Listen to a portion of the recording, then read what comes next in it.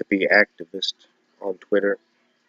I'm a safety pin wearing progressive socialist, that is. And I would like to talk for a minute about the unprecedented support for capitalism by the established church. I'm reading this, something I wrote a little while ago, but it's worth considering. And I think the better that we as a society are at analyzing information, the better that we are at approaching information, how to approach information itself, the quicker that capitalism itself will vanish overnight. But for now, like I said, I would like to read you something I wrote about the unprecedented support for capitalism by the established church. Due to certain fundamental errors within the established church and misconceptions being propagated by its members, it becomes of absolute necessity that we reevaluate our political and social framework and the church's respective sociopolitical relationship to members of the body politic.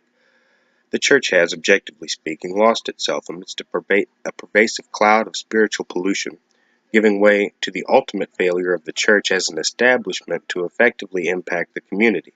I would like to review the basic framework of these misconceptions and propose a reevaluation. Generally speaking, the established church has supported philosophies cultivated by the ideological right, regardless of the relationship of those philosophies to those supported by Jesus himself, and in many cases defended these positions with trite cliches and outright falsehood. The 21st century is an information-driven era, and an era where information is free and recycled preconceptions no longer qualify as a legitimate platform for ideology. Jesus Christ arrived in an era of cultural descent and into a land ravaged by unbridled capitalism and social aristocracy.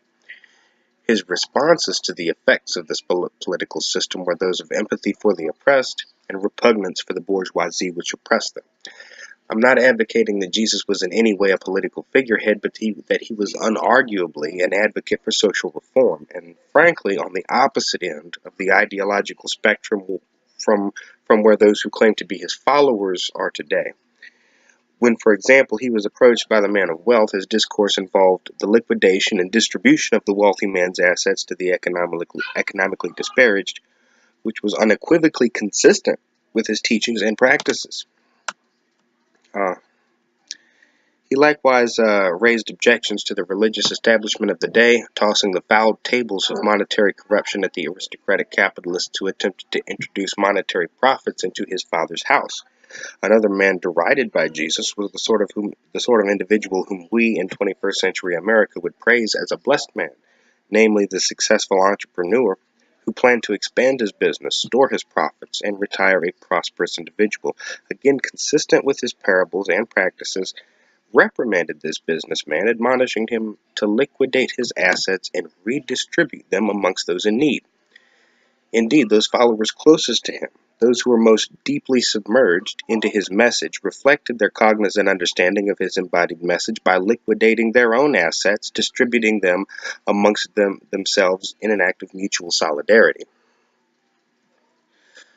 Not only have these same practices been for the most part abandoned by the church, but indeed have been the recipient of absolute disdain, as the successful man walks over the oppressed man on his way to church, to praise the Lord for his wealth and success, and directly thereafter show complete disregard for the subjugated man standing in the Walmart parking lot requesting spare change, and driving past the disparaged backpacker on his way home to watch the 700 Club.